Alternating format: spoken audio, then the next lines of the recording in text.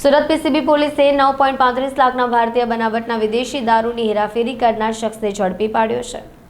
Surat police commissioner દ્વારા જાહેરમાં દારૂ જુગાર જેવી ગેરકાયદે પ્રવૃત્તિઓ સદંતર નાબૂદ કરવા કાર્યવાહી કરવા પોલીસને સૂચનાઓ આપી હોય પીસીબી પોલીસને ચોક્કસ બાતમી મળી હતી કે સફેદ કલરના Mahindra company Bolero tempo 4 wheeler tempo ચીજે 19X0135માં મોટા પ્રમાણમાં ઇંગ્લિશ દારૂનો જથ્થો ભર્યો હોય ટેમ્પો થોડીવારમાં ઉધના જુગાણી માતાના મંદિરેથી પસાર થનાર છે।